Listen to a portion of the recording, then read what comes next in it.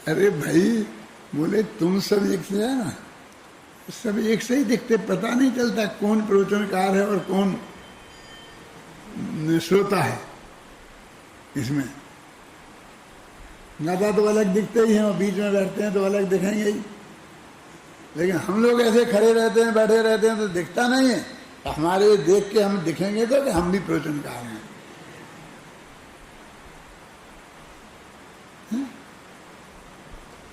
ठीक है ना। तो मैं कहता हूं कि आज की क्या ड्रेस है ये, कलेक्टर भी वही पहने और सफाई कर्मचारी भी वही पहने, और वो आजकल ऐसे कपड़े आने लग गए हैं कि दोनों जने बाजार से खरीद के लाते हैं, एक से ही होते हैं, पता ही नहीं चलता है कलेक्टर साहब हैं गए हैं। तो एक कलेक्टर को थोड़ी सी ऐसा हमसा धोती कुर्ता कुछ न की, ऐसा अलग टाइप तो करो कुछ, अलग तो दिखे ना।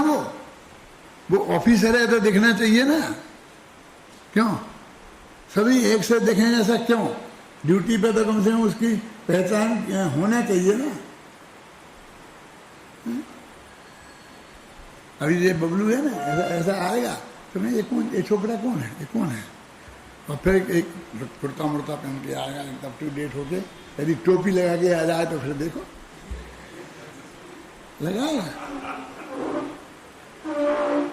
टोपी तो हमारे साथ ही जाने वाली है, चिंता मत करो।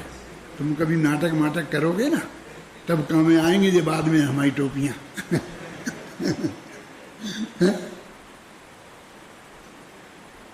यानी गृहस्थोचित जो हम जो गृहस्थी में हैं उसके योग्य उनको शौक से रहना चाहिए, ये कह रहा हूं मैं, आप घबराना नहीं। कलेक्टर साहब ऐसे चाहे जैसे कपड़े पहन के, एक चड्डी पहन करके, बनियान पहन करके कलेक्टर हाउस में पहुंच जाए तो चलेगा? हैं? उन्हें बंद गले का कोट, ऐसा उनकी भी कुछ है ना, कुछ नियम, ऐसा उनको पहन के आना चाहिए। तो स्वामी जी थे, साधु थे पहले, अब वे यहाँ दिगंबर हो गए, तो अब वे उन्हें क्या कहते, सूट पैंट पहन लेते, वे धोती कुर्ता पहन लेते, वे चद्र में ही रहेंगे। चद्र में ही रहे तो लोग कहते साधु का वेश उन्होंने छोड़ा नहीं। अरे ये साधु का वेश है ही नहीं। हमारा तो लिंग पहाड़ में लिखा है कि एक नग्न दिगंबर वेश, एक उत्कृष्ट आपकों का इलक छुलक का वेश और एक अधिका का वेश, तो तीन वेश हैं, तीन हैं, चौथा वेश है ही नहीं। तो चौथे में किसी में भी रहे क्या फर्क पड़ता है? पूजा करते वक्त हम भी तो वैसे ही हो जाते हैं, वैसे दुपट्टा हम डाल लेते हैं, वैसे ड्रेस पहन लेते हैं, कर लेते हैं कि नहीं कर लेते हैं। कोई वो ड्रेस है ही नहीं साधु की, लेकिन हम उनसे अपेक्षा करें कि भाई हम जैसे ऐसे कपड़े पहन लें, ये कोई बात नहीं है। हमने उनसे कभी नहीं कहा कि आप ये पहन लो, उनने हमसे नहीं कभी कहा कि तुम छोड़ के चदरा ओढ़ दो। क्या ख्याल में है ना? तो वो ये कहते हैं कि वो साधुओं के लिए, जो नवसिखिया साधु हैं, उनके लिए आश्वासन के शब्द हैं। ग्रंथारंभ में आचार्य देव ने पंच परमेश्वरियों को नमस्कार करके मोह और क्षोभ से रहित साम्य भाव धारण करने की प्रतिज्ञा की थी। कब? जब प्रवचनसार शुरू हुआ था तब, और कहा था कि यह साम्य भाव ही चारित्र है। आया था, कहाँ कहा था? धम्मो जोशो समोति निर्दिष्ठो, मोह खोए विहीणो परिणामो अप्रणो समो। उक्त चारित्र को धारण करने के लिए जिस तत्व ज्ञान को जानना अति आवश्यक है, उक्त तत्व ज्ञान की चर्चा ज्ञान तत्व प्रज्ञापन और ज्ञेय तत्व प्रज्ञापन अधिकारों में करने के उपरांत, अब वो ये कह रहे कि तुम दीक्षा धारण पढ़ बज्जदु सामान्यम, तो कब कह रहे? 200 गाथाएं लिखने के बाद। माने इतना तो कम से कम तुम समझो, पढ़ो, ऐसा नहीं कि एकदम आकर के बैठे हो चल देती। कुष्मानी योग में ऐसा आता है कि राजा साहब लड़ाई लड़ने गए थे, हाथी पर बैठे लड़ रहे थे और वहीं उन्हें बैराग हो गया। क्यों? तो हाथी पे से उतर के सीधे गुरु महाराज के पास गए, वो दीक्षा ले ली, और गुरु महाराज नहीं हुए तो अपने जिनेन्द्र भगवान के सामने ले ली, नहीं कोई हुआ तो अपने साक्षी करके खुद दीक्षा ले ली। आता ना? तो क्या उनने कहाँ पढ़ा रहा, उनने से किसी ने कहाँ कहा तुम 200 गाथाएं पढ़ के आओ। तो ऐसा मान के नहीं चलो कि वे कुछ नहीं समझते थे। वे भी तो तुम जैसे ग्रस्त थे, सामान्य थे, वे भी सब स्वाध्याय करते होंगे, वे भी पढ़ते होंगे, तो वो सब बातें सामान, वो उन्हीं की ये बात है कि वे तत्काल जाके दीक्षित हो गए। जो बिल्कुल नहीं समझते होंगे वे तो उसी विधि से बराबर पढ़ करके ही हुए होंगे। वे तो किसी साधु के पास ही जाएंगे, वे तो जानते ही नहीं साधु कैसे होते हैं, साधुओं का आचरण कैसा होता है, उन्हें कैसे रहना चाहिए। ख्याल में है ना, ग्रंथारंभ में है ना एक प्रज्ञान, ज्ञान तत्व प्रज्ञापन और ज्ञेय तत्व प्रज्ञापन को जानकर पंच परमेश्वरी को नमस्कार पूर्वक हमने चारित्र धारण किया है, ऐसा कह रहे हमने चंद्राचार्य। यदि तुम दुखों से छूटना चाहते हो तो उसी प्रकार क्या ज्ञान तत्व और ज्ञेय तत्व को समझकर वो पंच परमेश्वरी के स्मरण पूर्वक तुम भी चारित्र धारण करो। ये नहीं कहा कि तुम आ जाओ वैसे ही बस कदम, फिर बाद में हम देख लेंगे।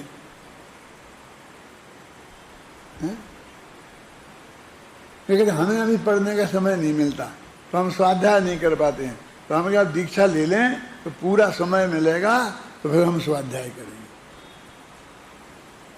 अब वो ये समझते ही नहीं है कि दीक्षा लेने के पहले समय दर्शन ज्ञान होना चाहिए।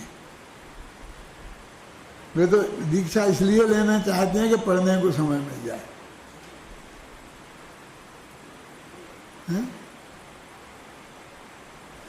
गुरुदेव श्री ब्रह्मचर्य देते थे ना, जो पंच कल्याणक होते थे, तो उनमें जो दीक्षा कल्याणक के दिन भगवान के माँ बाप को जो देते थे, तो साथ में और कोई भी लेना चाहते थे तो वो उनको भी देते थे। तो कोई भी आगे ऐसे बीच में खड़ा हो जाए और ये कहे कि हमें दीक्षा दे दो, तो वे ऐसा नहीं देते। पहले उनसे संपर्क करो, वे आपकी योग्यता समझेंगे, आपको कितना स्वाध्याय है, आपकी कैसी परिणति है, कैसी आपकी स्थितियां है, फिर समझेंगे और फिर यहाँ से तय करेंगे। तो वहाँ तुम खड़े होगे तो तुम्हें भी ब्रह्मचर्य वृत्ति देते थे। वो देने के पहले भी इतना पक्का करते थे। और ये सोनगढ़ की सच्ची घटना है, जो आप सोच रहे हो वो नहीं सुनाऊंगा, दूसरी है कि वो प्रतिष्ठाचार्य कहता है ना कि अभी भगवान के माँ बाप दीक्षा लेंगे, ब्रह्मचर्य व्रत लेंगे, और को भी जो लेना चाहे तो वो भी खड़ा हो जाए। तो एक प्रतिष्ठाचार्य बहुत पुराने पंडित थे, वे खड़े हो गए। अब वो तो पहले से तय नहीं हुआ था, तो गुरुदेव से जाके कहा नहीं था कि मैं ब्रह्मचर्य व्रत लूंगा, कुछ नहीं। अब वे प्रतिष्ठाचार्य बड़े पंडित थे, पूरे पंच कल्याण के हेड वो थे, समझ ना। अब गुरुदेव भी रह गए, सब लोग भौचक्के रह गए, उनसे कौन कहे कि इसका नियम ऐसा है, पहले आपको ऐसा करना चाहिए। तो सब सन्नाटा छा गया। तो अब गुरुदेव ने बहुत बहुत मतलब वो थे गंभीर, तो उन्होंने कहा ठीक है, पंडित जी है ना, ठीक है, मतलब पढ़े ही होंगे, स्वाध्याय किया ही होगा, इतना सब समझते ही होंगे, बहन को बुलाओ। समझ रहे क्या कह रहा हूं मैं? गुजरात में सब महिलाएं बहन होती हैं, समझ रहे ना? आप माने पत्नी को भी बहन बोलते हैं, क्या पति भी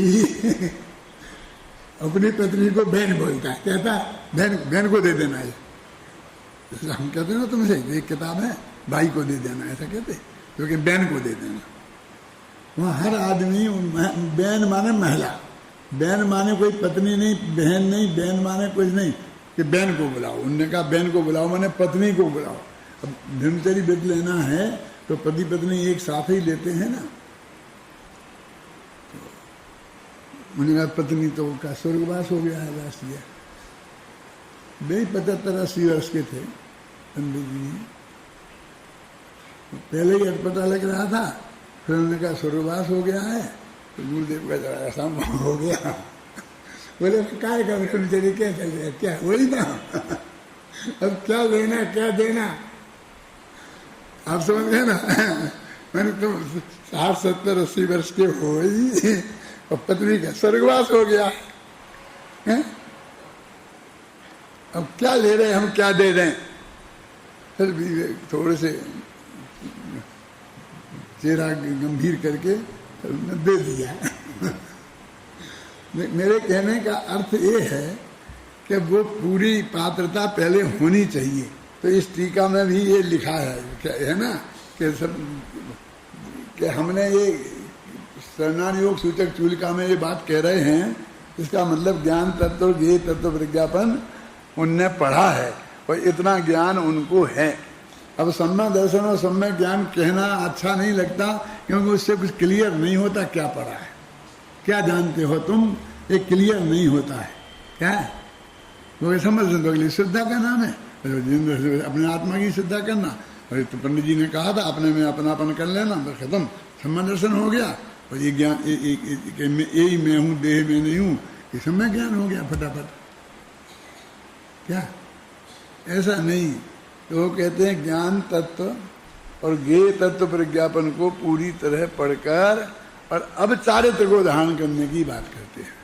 तो क्या क्या पढ़कर कौन बताएगा? तेरे से ही पूछता हूं, क्योंकि कोई और बता नहीं पाएगा। लेकिन तू नहीं बता पाएगा तो मेरी भी इज्जत जाएगी। बताएगा ना, बता, खड़े हो गया।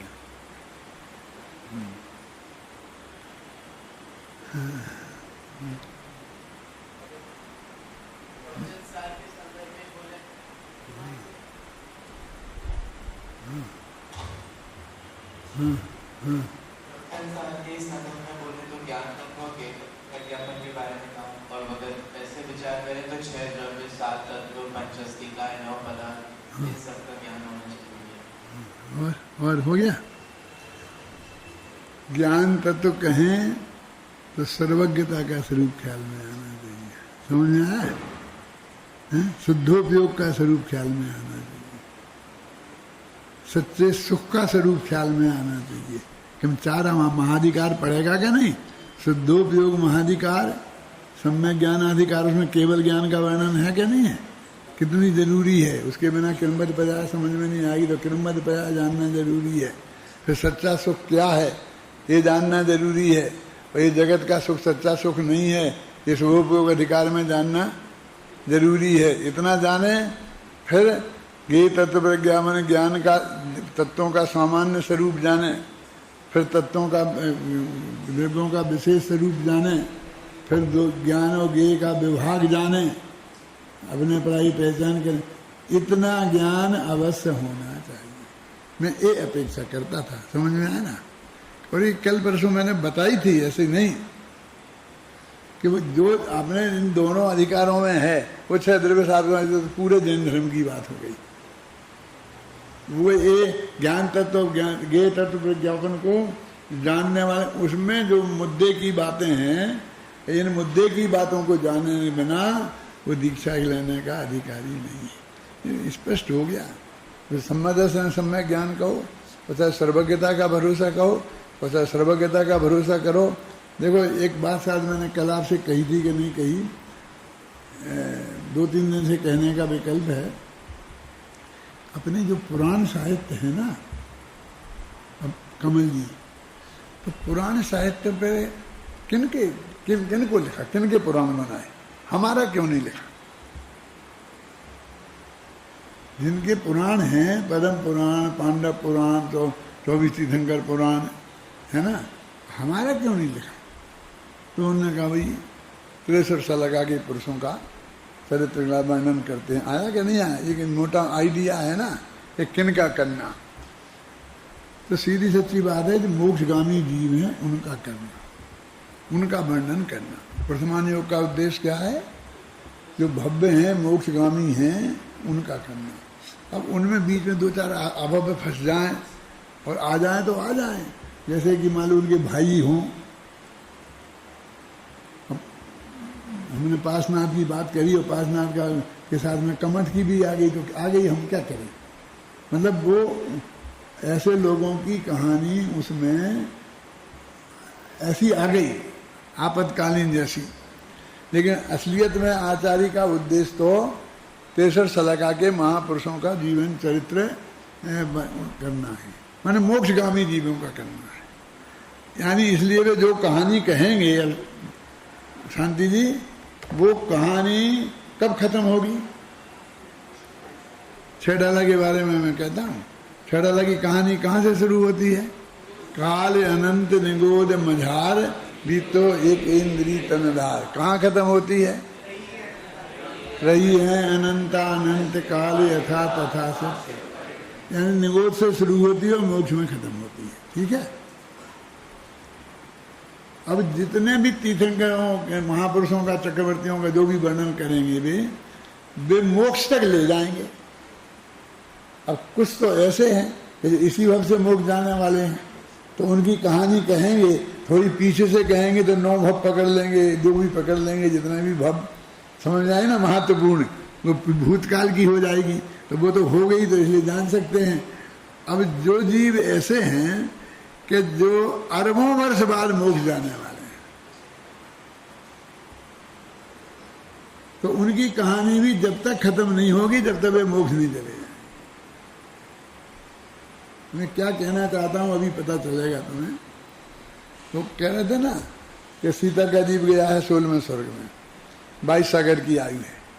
रावण के लक्ष्मण के जीव हैं 7वें नरक में, तो 7 सागर की आयु है। तो 22 सागर में 7 में तो बहुत फर्क है। फिर नरक से निकल आएंगे, अब यहाँ वहाँ घूमेंगे, बहुत टहला टहली करेंगे। तो सीता का जीव आएगा, फिर वे तीनों, एक होगा बाप और 2 होंगे बेटे, तुमने सुने। और फिर ये तीनों दीक्षा ले लेंगे और तीनों सर्वार सिद्धि जाएंगे, तो वहाँ 33 सागर तक लटके रहेंगे, 22 सागर तक। यहाँ कितना लंबा काल हो गया, मैंने इतने काल बाद वो तीर्थंकर होंगे और मोक्ष जाएंगे। सुन, ये कहानी है ना। तो यदि उन्हें कहानी सिर्फ राम की सुनानी है, लेकिन अब वे उनके सगे भाई, वे उनकी पत्नी और वे उनके प्रतिद्वंदी, तो उनकी कहानी कहे बिना जो अकेली राम की कहानी सुनाए कैसे। बोलो आप लिख दो रामायण, जिसमें ना लक्ष्मण हो, न रावण हो, न सीता हो। ख्याल में है ना आपकी बात है? और अब जो जब तक मोक्ष नहीं जाएंगे जब तक कहानी खत्म नहीं होगी, पद्म पुराण खत्म नहीं होगा। तो मैं ये कहना चाहता हूं कि उन भव्य जीवों की जिनकी अरबों वर्ष बाद जिन्हें मोक्ष जाना है, उनकी कहानी शुरू की तो वो तो अरबों वर्ष बाद खत्म होगी। इसलिए हर कहानी में भविष्य की घोषणा होगी, क्योंकि यहां से जो आगे की बताएंगे, धातकी खंड द्वीप के तीर्थंकर होंगे। धातकी के खंड क्यों होना, हमें जम्बू द्वीप के क्यों नहीं हो जाए। इतना ट्रांसफर तो करवा दो मिनिस्टर साहब से कहके, हैं क्यों साहब हैं, और वे उनके गंधर हो जाएंगे, वे उनके फलाने हो जाएंगे। यानी कहने का अर्थ है कि इतना भविष्य की नक्की नहीं हो तो वे कहानी कैसे पूरी हो। यानी पूरा प्रथमान योग इस बात के लिए समर्पित है कि अनंत भविष्य की घोषणाएं करें और वो कभी झूठी नहीं हो। अब हमसे पूछते हो तो कौन से शास्त्र में लिखी क्रमबद्ध पर्याय, तर्क समझ में आया कि नहीं आया। बात तो वही है, कोई नई नहीं है, लेकिन उसी को एक नए तरीके से कि भाई भविष्य की क्या महावीर की सुना दी होगी, हर एक की थोड़ी सुनाई। अरे कैसे नहीं सुनाएंगे, जो इसकी भव से मोक्ष जाने हैं तो उनकी नहीं सुनाएंगे। अब महावीर की भील से सुनाना शुरू करी है। भील से मारीच होते ही होते सैकड़ों भव निकल गए, लाखों वर्ष निकल गए। फिर वहां से चली, अब बीच में एक आध दो बड़ी बड़ी पर्याय थी, उनमें चक्रवर्ती की पर्याय थी, नारायण की पर्याय थी, मालूम उनको तो गिनते ही नहीं है। मारी से सीधे महावीर। मेरे कहने का मतलब कितनी भविष्य की घोषणाएं होंगी है, तो सोचो आप। कैसे अंधे लोग हैं कि जिनको वे पूछते हैं कि कहाँ लिखी, सब कुछ नक्की है, भूत भविष्य है, ये कहाँ लिखा। क्यों तुम लोग 5 साल रहो और तुम्हारे अंदर ये बात घुस जाए मजबूती से, पर हमारा काम हो गया। ऐसा नहीं कि हमारा मत चलाना है, ऐसा नहीं, तुम्हें सच्चा तत्व ज्ञान प्राप्त हो जाए, सम्यक ज्ञान प्राप्त हो जाए। ये जो बोला ज्ञान तत्व प्रज्ञापन, तो ज्ञेय तत्व प्रज्ञापन का ज्ञान उन्हें हो गया। ज्ञान तत्व प्रज्ञापन का ज्ञान हो गया माने, बोलो खड़े हो जल्दी, तो होशियार तुम दिख रहे इसलिए बोल रहा हूँ, पूछो बोलो क्या। और हैं? हाँ उसका, और हाँ, और हाँ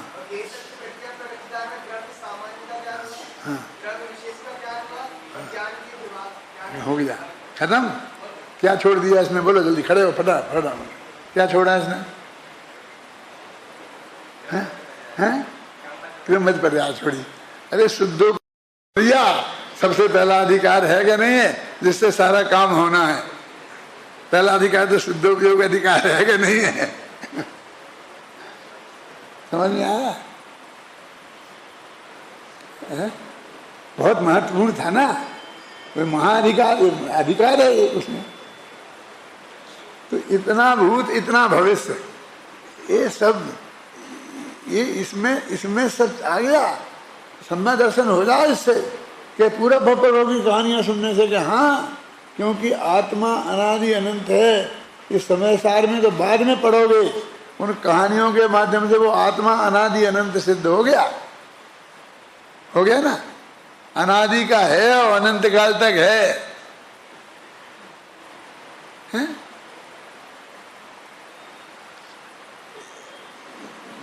बहुत समय पुरानी बात है, शायद मैं जयपुर में आ गया था कि नहीं आया था पता नहीं मुझे, उसके पहले की बात हो सकती है। मैं सोलापुर गया था, तो सोलापुर में एक आश्रम था और उनके वे सुमति बहन थी जो पद्मश्री गवर्नमेंट ने उन्हें दी थी, और बहुत अच्छी महिलाएं थी और त्यागी तपस्वी थी, ब्रह्मचारिणी थी। वो आश्रम चलाती थी लड़कियों का।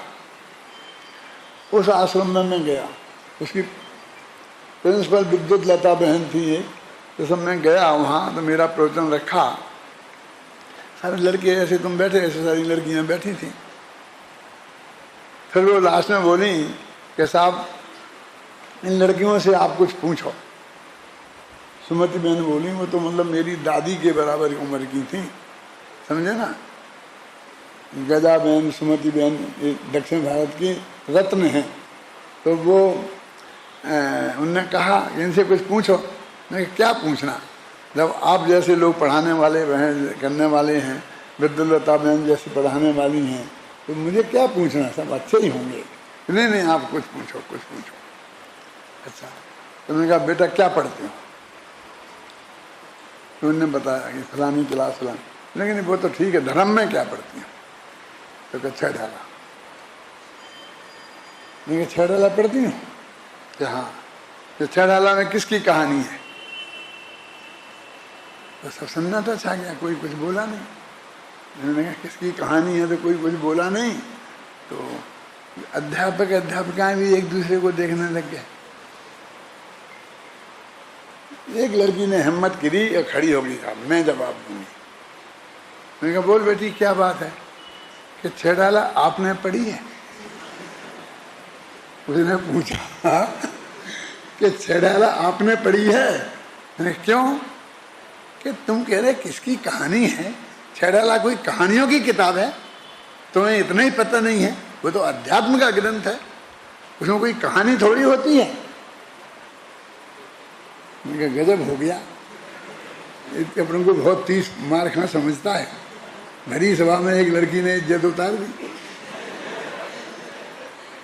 मैंने कहा बेटा मैंने पढ़ी थी शुरू में थोड़ी, तो उसमें लिखा था तास ब्राह्मण की है बहु कथा, कछु कहूँ कही मुनि था।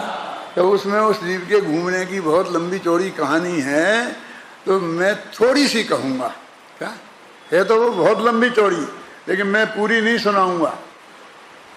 कछु कहूँ कही मुनि यथा, जैसा सर्वज्ञ भगवान ने गणधर देव ने कही है, ऐसी मैं थोड़ी तुम्हें सुनाऊंगा। तो मैंने कहा प्रतिज्ञा की है उनने कि मैं कहानी सुनाऊंगा। तो मैंने आगे नहीं पढ़ा था, तो मैंने सोचा कहानी कहीं होगी। अब मुझे क्या पता कभी हम मुझे धोखा दे जाएंगे। हाँ? अरे मैंने कहा बेटा कहानी है, किसकी है? हमारी है, तुम्हारी है, सबकी है ना।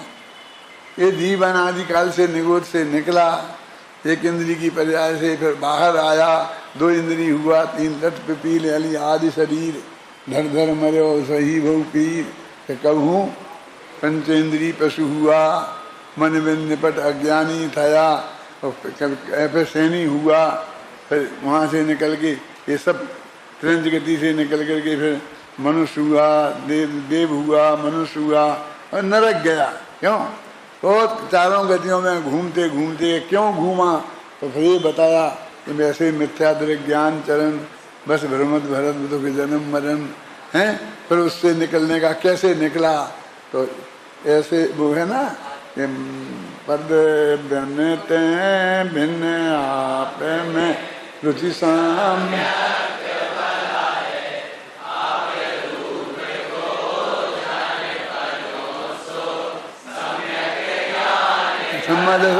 समय इससे ना फिर बाद में अनुवृत्त धारण करे, आया कि नहीं? फिर 12 भावनाएं भाई, फिर मुनिवृत्त धारण किया, आया कि नहीं? मैंने सब हैं। फिर आत्मा का ध्यान किया, और आत्मा का ध्यान क्या है? यूँ चिंत निज में फिर भरे, जिन्हें अकथ जो आनंद लहो, शुभ इंद्र नाग नरेंद्र वा अहिमेंद्र के नाही कहो। और अंत में मोक्ष ले गए तो रही हैं अनंतानंत काल, हो ना? है ना पूरी कहानी? किसकी है? हमारी तुम्हारी सबकी है ना। अब कोई कोई बीच में चल रहे, कोई की पूरी हो गई, जो मोक्ष में पहुंच गया उनकी कहानी पूरी हो गई। अब जो जिनकी बीच में चल रही वो बीच वालों की सुनाएंगे, तो आगे भविष्य की भी सुनाएंगे कि नहीं सुनाएंगे? यदि मालूम होगा तो सुनाएंगे, पक्की तो है ही। मालूम है और नहीं मालूम है ये अलग बात है।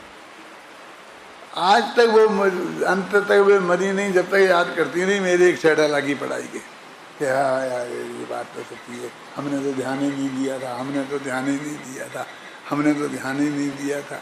तो ऐसे ही ये सब बात अभी मेरे समय बहुत तेजी से पूरा हो रहा है, इस पेज को कम से कम मैं पूरा करता हूँ। कल से तो शिविर है ना, है ना? मैंने कह दिया था आप लोगों को कि अभी जितना मैं आपको पढ़ाऊंगा फिर शिविर से फिर शुरू करूंगा। घबराना नहीं, द्वारा भी थोड़ा सुनने को मिल जाए तो घबराना नहीं, रिपीट होगा, लेकिन इतना लंबा नहीं चलाऊंगा। जैसे 4-5 दिन में चलाया उसे 1-2 दिन में ही निपटा दूंगा, फिर आगे बढ़ूंगा। ख्याल में आई ना?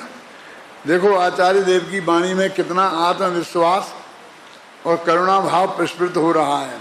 वे मात्र इस बात को कहते ही नहीं हैं, अपितु अगली गाथाओं में उनकी टीका में मुनि धर्म ध्यान करने की विधि बताते हैं। उनने कहा था मैं खड़े हूँ, तो कहते आगे में बताए उनने कि ऐसा करना, माँ से ये ऐसे बोलना, पत्नी से ये बोलना, पूरी ट्रेनिंग दे रहे वो। बच्चों से क्या कहना वो सब आगे आने वाला है कि नहीं? विगत गाथा में कहा गया है कि सामान्य को धारण करो, और अब इन गाथाओं में बता रहे हैं कि दीक्षा धारण करने के पूर्व दीक्षार्थी को क्या क्या करना चाहिए। सबसे पहले अपने संबंधियों से छुटकारा पाकर पंचाचार धारण करने के लिए आचार्य देव के पास जाकर अत्यंत विनय पूर्वक दीक्षा लेने की प्रार्थना करना चाहिए। इन गाथाओं में छुटकारा पाने और दीक्षा ग्रहण करने की विधि का निरूपण है। आगे घर वालों से कैसे छुटकारा पाना, क्यों छुटकारा पाना और दीक्षा कैसे लेना, उसकी चर्चा आचार्य आरंभ